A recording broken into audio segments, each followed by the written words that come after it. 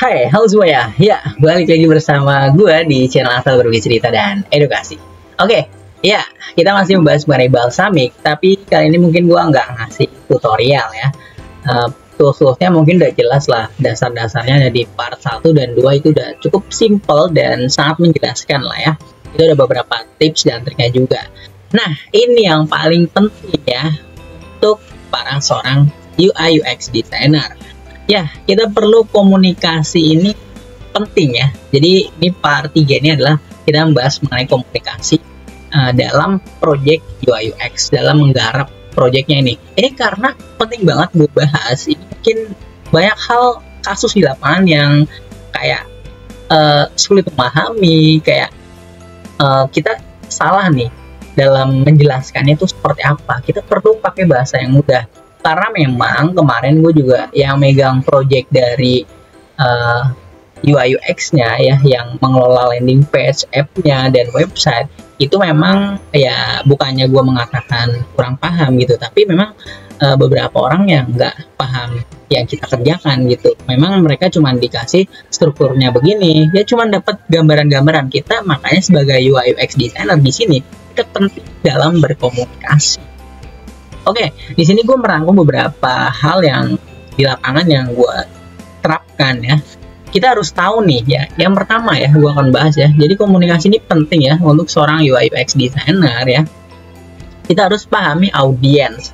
Ya, tentu audiens ini, klien ini itu adalah seorang pengembang atau memang backgroundnya itu belum tahu tentang hal ini gitu. Nah, karena mereka kayak cuman dapat project terus suruh mengerjakan, mencari seorang UI UX gitu.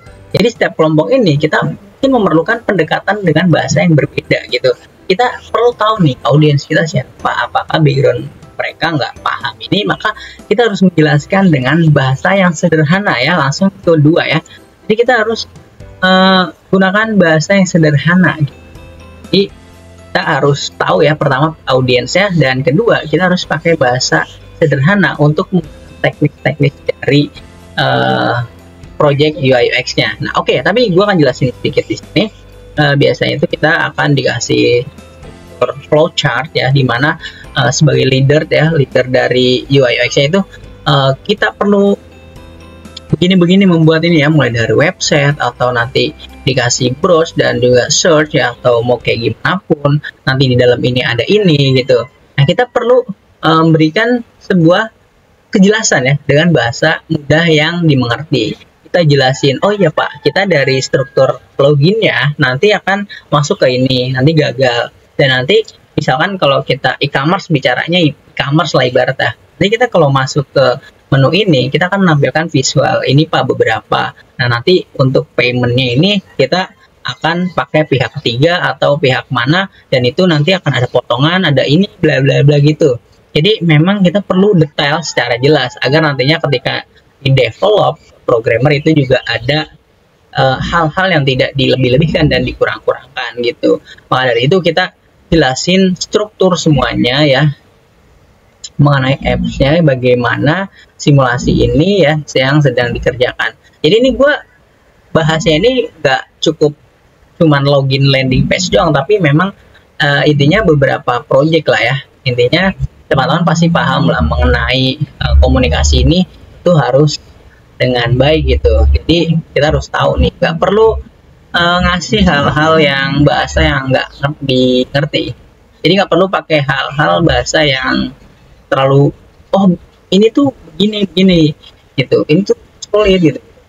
Jangan kayak gitu. Jadi kita harus meyakinkan pada audiens kita atau klien kita itu bahwa kita memang profesional menjadi seorang UI UX designer gitu. Jadi konsepnya itu harus dimengerti ya, bahasanya ya. Nah, ini yang paling penting, yaitu gunakan ilustrasi atau contoh. Nah, jadi seperti yang udah dibahas di part 2 ya, yaitu gue ngejelasin bahwa kita pakai actionnya ya, jadi lebih mudah dan simple. Atau memang kalau teman-teman pengen pakai aplikasi lain ya sebagai contoh, itu juga bisa gitu. Ini ya kasih ilustrasi atau gambar contoh ya, misalkan kayak mockup ya. Jadi banyak banget, misalkan seperti ini Pak, kita jelasin ya. Ini kita buat landing page-nya seperti ini gitu. Nah, ini awalnya Pak gitu. nanti di atas itu ada kita ngedrag ke bawah, kita ngedrag ke atas, atau kita ke kanan ke kiri. Kita buat UI UX-nya ini mengenai app-nya ini lebih elegan Pak, lebih tampil mudah, karena memang ini juga secara user experience juga oke sih, kebanyakan ini sering digunakan sih Pak gitu. Jadi kita ngejelasin gitu. Jadi apa itu user experience, kan pasti setiap aplikasi itu mencari sesuatu hal yang mudah dipahami oleh penggunanya gitu. Jadi itu gitulah. Jadi jangan, misalkan gue pernah ya membahas soal keribetan ya dalam mendevelop sebuah desain ini. Jadi kita bingungnya tuh adalah misalkan kita action ini itu enaknya kemana gitu, strukturnya ini tuh lebih baik enaknya kemana gitu. Itu banyaklah perdebatan yang sering terjadi gitu. Jadi kita perlu tahu hal ini. Jadi kita harus mengambil fleksibilitas ya. Kita harus membuat ilustrasi prototipe atau mockup yang lebih mudah. Jadi kita juga harus ngasih contoh ide-ide yang desainnya ini secara konkret ya.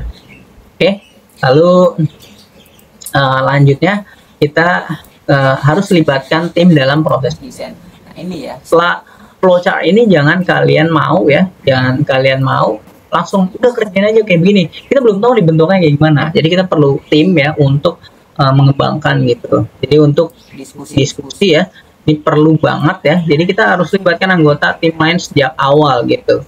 Ini sih gue saranin banget, karena untuk menghindari kejutan di kemudian hari. Nah itu yang tadi gue bilang, kemudian hari tuh loh kok begini sih, nanti ada kesalahpahaman gitu. Jadi maka dari itu kita perlu libatin orang-orang yang krusial, orang-orang penting ya dari awal yang terlibat dalam proses atau proyek tersebut gitu. Jadi kita harus melibatkan tim dalam proses desainnya. Jadi jangan kita sendiri, nanti kita perlu arahkan gitu. Tapi kita juga ngasih masukan, kenapa lu buatnya kayak gini kayak gitu misalkan. Kayaknya kalau buat kayak gitu tuh di flowchartnya itu terlalu ribet gitu. Nah maka dari itu kita sebagai UI UX designer kita kasih, jadi ini sengaja gue tambahin sub menu atau drop down ya, jadi itu biar lebih gampang, nggak berantakan nantinya di app-nya gitu. Nah jadi hal-hal seperti itulah kita peran dari UI UX designer, kita perlu memberitahu gitu. Nanti kita percayakan di klien, oh ini oke nih gitu, ini biar lebih mudah Pak. Nah ini sengaja Pak saya kasih struktur ini agar lebih mudah Pak, karena memang saya mencoba melihat-lihat ya di beberapa apps itu memang seperti itu gitu, dan ini nggak terlalu susah kok. Yang penting nggak ada kayak slow motion gitu pada landing page-nya atau page loginnya. Ya pop up biasa lah, itu yang mudah lah. Nanti kita tinggal bicarakan ke developernya. Oke, jadi itu banyak banget lah yang sebenarnya terjadi. Mungkin ini ada berapa ya, karena ini gue cuma merangkum yang menurut gue ini penting dalam project UI UX ini gitu. Oke, lanjut, yaitu sikap terbuka dalam umpan balik ya, dimana kita harus siap dengan kritikan bahwa wah ini kurang efisien nih. Nah kita perlu tahu nih masukannya gimana. Oh menurut bapak lebih baik, oh misalkan kita tambahin ini begini bla bla bla gitu. Oke. Oh iya bener juga sih Pak gitu. Jadi kita ubah. Nah kita memang sebagai UI UX designer kita harus siap capek, pikiran, mental juga, yang mana kayak kesel banget nih, ini proyeknya harus diubah banyak banget lagi kayak gitu.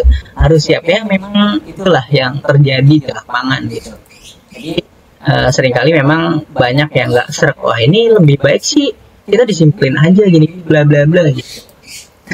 Jadi seperti itulah, banyak hal yang terjadi di lapangan. Jadi gak cuma soal desain aja yang di part 1 dan di part 2. Jadi ini makanya gue bahas mengenai komunikasi di lapangan. Jadi kita ini jangan jadi seorang UI UX designer yang cuman kita nyusun gini-gini yang ada, tapi kita perlu menjelasin juga gitu. Kita perlu pahami audiens kita gitu ya. Jadi ini perlu banget, memang gak mudah buat membangun semua ya, menjadi seorang UX designer ya. Itu juga memang melatih diri ya, kebetulan memang alhamdulillahnya ya lumayan lah berhasil gitu.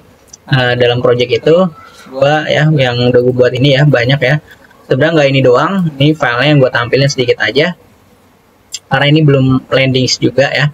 Jadi ini sebuah project apps asuransi ya, asuransi klaim gitu. Jadi Ya lumayan lah itu ya. Jadi kita sebagai UI UX designer kita perlu pahami semua tools-toolsnya.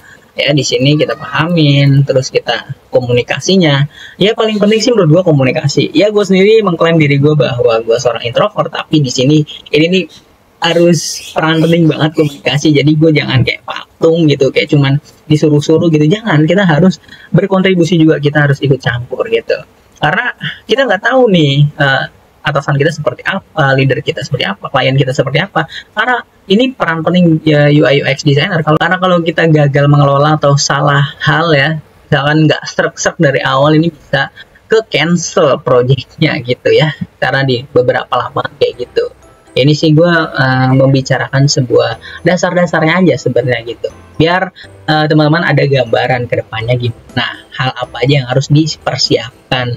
Sebenarnya nggak susah-susah banget kok mengenai komunikasi. Tinggal yang penting kita sudah paham apa struktur, flowchartnya semuanya gitu. Ya gitu aja sih. Cuman memang kadang kita nggak perlu paham flowchartnya. Kadang yang penting kita dapat arahan dari leader. Tapi sebaiknya kita perlu tahu juga sih.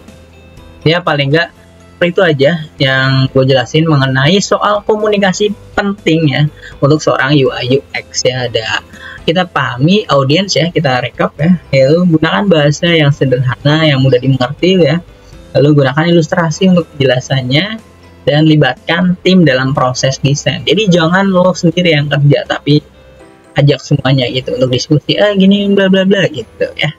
Lalu kita harus bersikap terbuka untuk kritik dan sarannya ya, karena yang pasti desain kita ya belum tentu sebagus-bagus desain kita belum tentu serk di mata orang gitu, di orang lain gitu ya. Mungkin menurut kita udah bagus, tapi di klien atau di atasan kita ya belum serk aja gitu ya. Hal-hal itulah yang biasa terjadi ya selama gue itu kemarin ngikut project. Apalagi kalau WFH ya, itu WFH kadang meeting ya, itu kan itu agak susah juga ya WFH meetingnya pakai Zoom, terus kita nampilin projectnya begini-begini, itu agak ribet juga ya. Gue saranin sih ini tambahan lagi ya, lebih enaknya secara langsung, jangan WFH ya. Mungkin kalau WFH yang udah terbiasa ya nggak apa-apa sih. Yang penting kalau kita udah dapat struktur, flowchart desainnya, arahannya kemana-kemana ya, pembuatan desainnya itu tinggal dibuat aja sendiri. Penting nanti harus ada masukan. Pokoknya libatin semua ya tim dalam proses desainnya. Ya gitu aja. Pokoknya libatin tim semuanya ya. Karena kita bareng-bareng membuat projectnya ya. Oke, jadi gitu aja. Thank you udah nonton. Jangan lupa like, komen, dan share dan subscribe. Buat yang mau belajar Balsamiq UI UX Designer, bisa klik playlist di channel ini, yaitu playlist belajar Balsamiq. Oke, thank you. Dah.